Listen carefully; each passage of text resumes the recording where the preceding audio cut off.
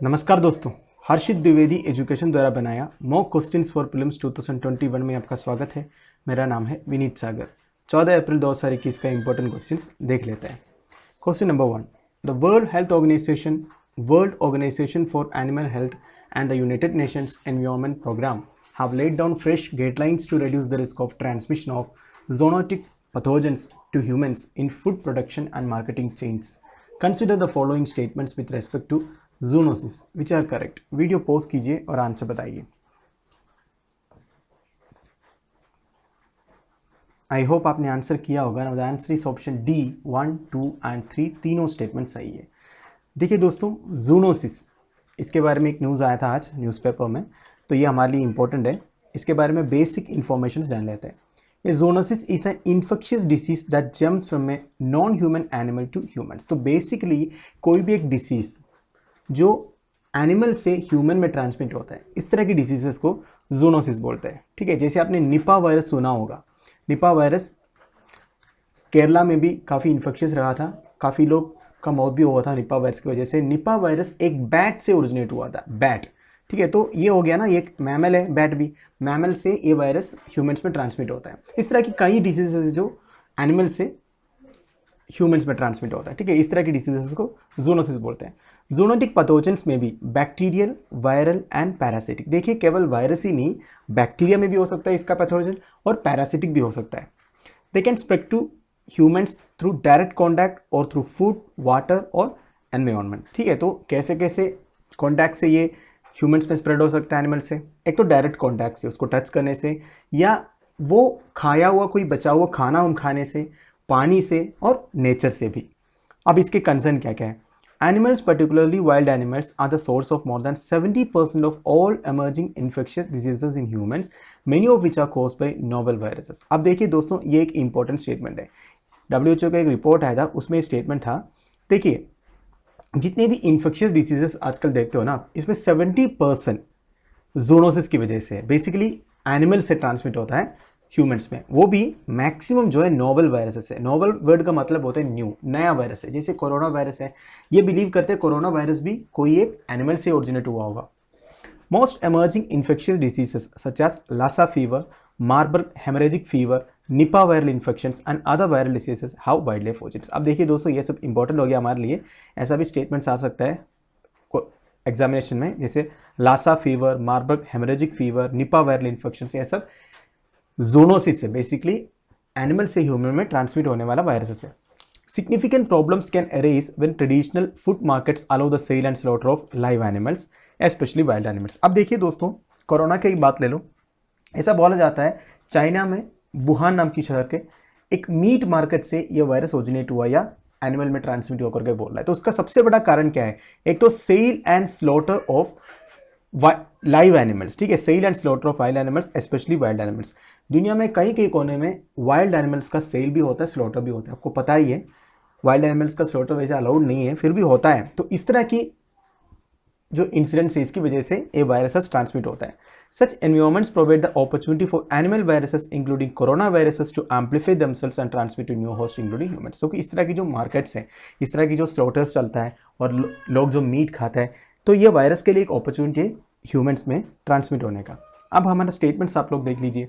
ये zoonosis is an infectious disease that jumps from a new non human animal to humans, बिल्कुल सही। Zoonotic pathogens में भी bacterial, viral और parasitic. ठीक है, बिल्कुल सही है। They can spread to humans through direct contact और through food, water and environment. ठीक है, तो तीनों स्टेटमेंट सही हो जाता है। वेरी इंपॉर्टेंट टाइम है दोस्तों जूनोसिस। ऐसा भी पूछा जा सकता है जूनोसिस वर्ड का मतलब क्या होता है। 4 अलग अलग स्टेटमेंट दे देगा, आपको बताना है जूनोसिस क्या है। तो कैसे भी आप तैयार रहिए इस तरह की क्वेश्चन का। तो answer is option D, 1, 2 and 3। Question number 2। इससे पहले दोस्तों वही बात है, लेक्चर पर लाइक का बटन जरूर दबाइएगा। चैनल को अब तक सब्सक्राइब नहीं किया हो तो सब्सक्राइब भी कीजिएगा। हमें सपोर्ट करने के लिए आप चैनल के मेंबर बन सकते हो, ज्वाइन बटन दबा के। देखिए दोस्तों, इस वीडियो को, हमारी क्विज वीडियो को मैक्सिमम शेयर कीजिएगा। व्यूज़ बहुत कम आता है, 400 से 500 में हमारी वीडियो का व्यूज़ रुक जाता है। अगर 1000 भी व्यूज़ आ जाएगा ना, तो बनाने में मुझे भी थोड़ा इंटरेस्ट आएगा। करीब 8 महीने से मैं डेली बेसिस में एक क्विज वीडियो डाल रहा हूँ, पर व्यूज़ बिल्कुल बढ़ नहीं रहा है। आप आपके दोस्तों के साथ कोई भी व्हाट्सएप ग्रुप्स में या टेलीग्राम ग्रुप्स में शेयर कीजिएगा इस वीडियोज़ को, उनको भी पता चलने दो कि इस तरह की वीडियोज़ आता है डेली बेसिस में, उनका भी भला हो जाएंगे। तो व्यूज़ को थोड़ा बनाने में हमारी मदद कीजिएगा। और मेंबर्स के लिए हम कुछ स्पेशल सेशंस लेके आ रहे हैं, doubt clearing sessions, live sessions shortly available हो जाएगा हमारे चैनल में। तो क्वेश्चन पर चलते हैं दोस्तों। Question number 2, scientist with support from the national mission on sustaining Himalayan ecosystem programme have been able to disseminate available scientific information to the farmers to enable sustainable and climate resilient agriculture in the Leh region. Consider the following statements with respect to NMSHE which are correct. Video pause कीजिए और answer बताइए। I hope आपने answer किया होगा। Now the answer is option C 1 and 2 only, statement 3 गलत है। देखिए दोस्तों, ये जो national mission on sustaining Himalayan ecosystem programme है, ये हमारा नेशनल क्लाइमेट एक्शन प्लान का एक सब पार्ट बोल सकते हो, जिसको 2010 में लॉन्च किया था और गवर्नमेंट ने फॉर्मली अप्रूव किया 2014 में। It contributes to the sustainable development of the country by enhancing the understanding of climate change. देखिए दोस्तों, हमें पता है हमारे देश के एक इंपॉर्टेंट जोग्राफिकल फीचर है हिमालयस। केवल हमारे देश में नहीं, हमारे नेबरिंग कंट्रीज जैसे नेपाल, भूटान, चाइनीज तिब्बत, ऐसे सब देशों में भी हिमालयस कवर होता है। वैसे जो इंडियन पार्ट ऑफ हिमालयस है, हमारे पूरे जोग्राफिकल एरिया का 16.2% है। ध्यान दीजिएगा, very very important statement, right. अब देखिए, ये जो नेशनल प्रोग्राम ये क्या करता है, देखिए जो क्लाइमेट चेंज की वजह से हिमालयन इकोसिस्टम में क्या इंपैक्ट हो रहे हैं, उसको मॉनिटर करने के लिए ये प्रोग्राम लॉन्च किया था गवर्नमेंट ने। अब देखिए 11 स्टेट्स कवर होता है इस प्रोग्राम के अंदर। वैसे दोस्तों, हिमालय जितने भी स्टेट से पास होते हैं वो सारे स्टेट्स कवर्ड है। हिमाचल प्रदेश, उत्तराखंड, सिक्किम, अरुणाचल प्रदेश, नागालैंड, मणिपुर, मिजोरम, त्रिपुरा, मेघालय, आसाम, वेस्ट बंगाल। ठीक है, इतने स्टेट्स है हिमालयन स्टेट्स, और 2 यूनियन टेरिटरी भी है, Jammu and Kashmir and Ladakh. The Himalayas are the highest and youngest fold mountain ranges of the world. अब दोस्तों, ये जो लिखा है, ये पैराग्राफ पूरा हिमालय के बारे में कुछ इंपॉर्टेंट फैक्ट्स हैं। देखिए, आपको पता है हिमालय हाईएस्ट माउंटेन रेंज है देश का, माउंट एवरेस्ट हिमालयस में है, एंड यंगेस्ट फोल्ड माउंटेन है। आपको ये भी पता होगा, टेक्टोनिक प्लेट्स की कोलिशन की वजह से हिमालयस फॉर्म हुआ था। तो यंगेस्ट फोल्ड माउंटेन रेंजेस है इस दुनिया का Himalayas. Their geological structure is young, weak and flexible since the Himalayan uplift is an ongoing process। देखिए दोस्तों, जो हिमालयन अपलिफ्ट है, this is an ongoing process. अभी भी हिमालय धीरे धीरे ऊपर उठ रहे हैं। आपको पता ही होगा, करीब 100 साल पहले का एक हिमालय माउंट एवरेस्ट का जो हाइट है, उसको रिवेस किया था नेपाल एंड चाइना गवर्नमेंट ने मिलके, और it separates India along its north central and north eastern frontier from China. ये आपको पता ही है, and making the one of the highest earthquake prone regions of the world. ठीक है, ये यंगेस्ट है, वीक है, फ्लेक्सिबल है, इसलिए one of the highest earthquake prone regions भी है हिमालयन एरियाज, राइट। ये भी ध्यान दीजिएगा। अब एरिया देखिए, Indian part of Himalayas covers an area of 5 lakh square kilometre, that is 16.2% of the countries total geographical area, forms the northern boundary of the country. Basic fact है। अब हमारा स्टेटमेंट देख लीजिए आप। It is a multi prong cross cutting mission across various sectors launched in 2010। बिल्कुल सही। Multi prong मतलब various sectors के बारे में पढ़ाई करते हैं। All north eastern states are covered under this programme. बिल्कुल सही। The Indian part of Himalayas covers an area of about 25% of country's total geographical area. ये गलत है दोस्तों, राइट। तो दोस्तों, ये जो तीसरा स्टेटमेंट 16.2% है। वैसे और एक बात मैं बता देता हूँ आपको, वैसे हमारे देश में 10 जो बायो जियोग्राफिकल प्रोविंसेस है। मैंने आपको जो प्रोटेक्टेड एरियाज़ वाले वीडियो में डिटेली समझाया था बायो जियोग्राफिकल प्रोविंसेस के बारे में, उसमें एक है एक्चुअली हमारे जो ट्रांस हिमालयास हैं। अब देखिए, हमारे देश में जितने भी बायो जियोग्राफिकल प्रोविंसेस हैं, उसमें सबसे बड़ा है डेक्कन पेनिनसुला। ठीक है, ये ध्यान दीजिएगा, मुझे याद आया इसलिए मैंने आपको ये बोला। ये डेक्कन पेनिनसुला जो है सेंट्रल इंडिया में करीब 42% कवर होता है। तो हमारे देश के पूरे बायो जियोग्राफिकल प्रोविंसेस में सबसे बड़ा डेक्कन पेनिनसुला जो 42% कवर हो जाता है, राइट। तो our answer is option C 1 and 2 only. Question number 3, consider the following statements regarding mission COVID Suraksha which are correct. Video pause कीजिए और आंसर बताइए। आई होप आपने आंसर किया होगा। The answer is option D 1, 2 and 3, तीनों statement सही है।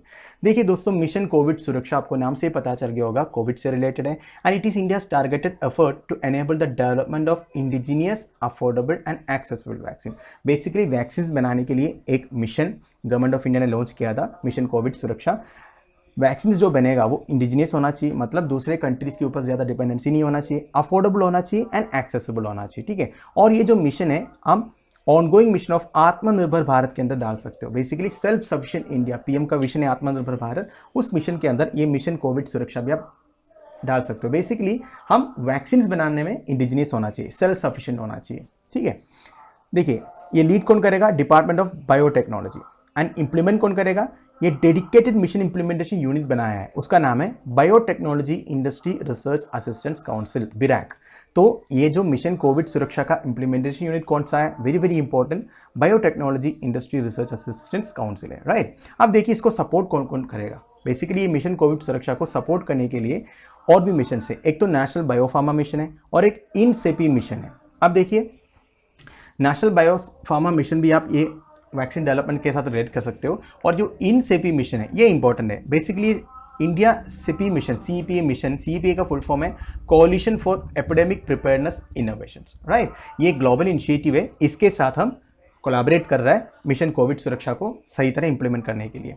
इन CEPI mission was approved in March 2019। तो बेसिकली आप ये समझ लीजिए, ये जो coalition for epidemic preparedness innovation है, सेपी, ये एक ग्लोबल इनिशिएटिव है, right.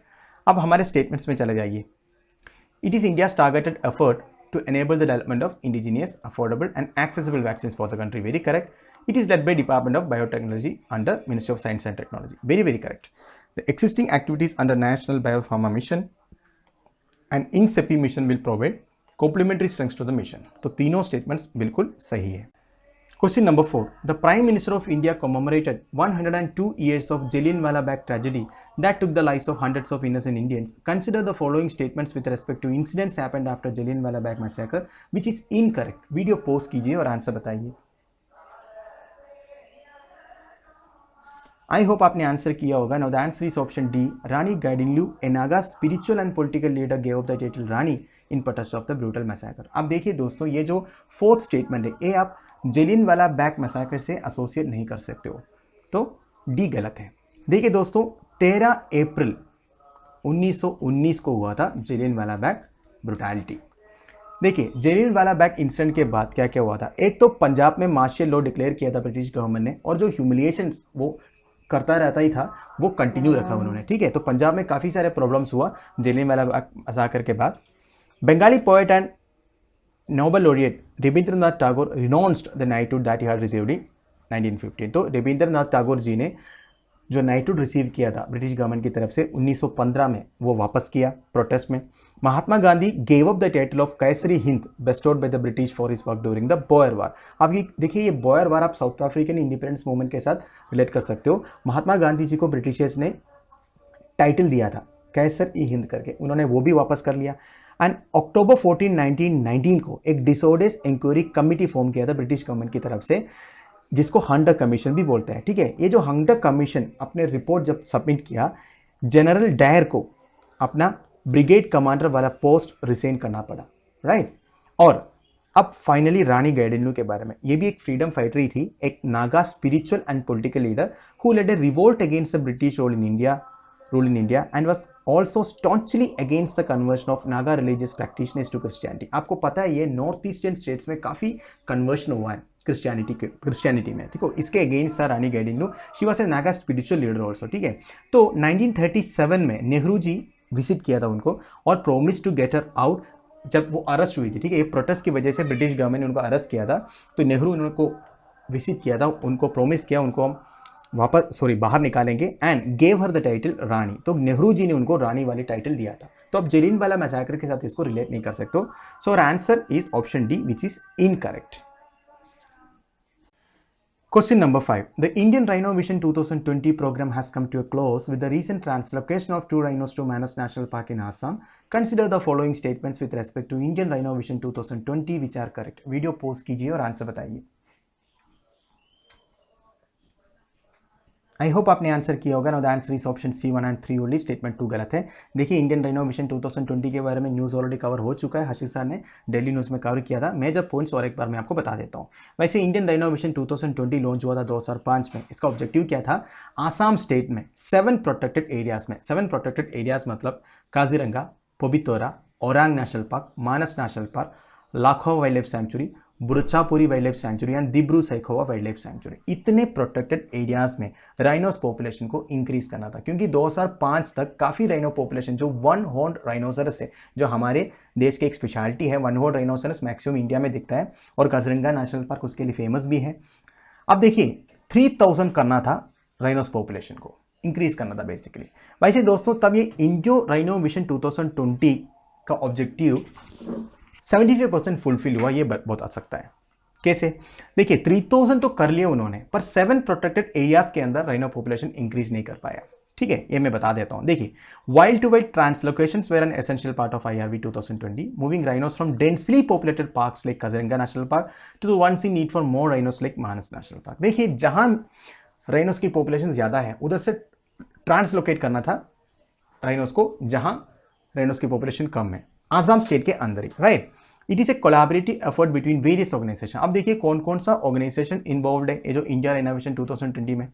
International rhino foundation, Assam forest department, Bodoland territorial council, world wide fund India and US fish and wild life service. तो इतने सारे एजेंसीज इन्वॉल्व है। अब देखिए target of attaining a population of 3000 rhinos almost achieved. ठीक है, rhinos का population तो जरूर इंक्रीज हुआ, but the animal could be reintroduced in only 4 protected areas plan. तो जो 7 प्रोटेक्टेड एरियाज मैंने अभी इधर बोला, ये सातों में राइनोस को पूरी तरह ट्रांसफर नहीं कर पाया। ठीक है, पर 3000 राइनोस वाला जो ऑब्जेक्टिव था, टारगेट था, वो तो अचीव हुआ।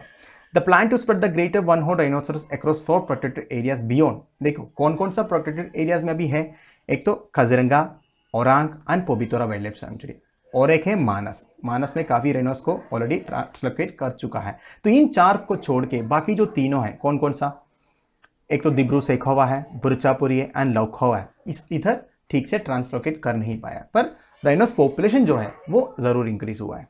अब देखिए हमारा statements. It was an ambitious effort to attain a wild population of at least 3000 greater one-horned rhinos in Assam by the year 2020. बिल्कुल सही। Greater one-horned rhinos were reintroduced in all the 7 protected areas in Assam as planned. ये गलत है दोस्तों, मैंने आपको बता दिया।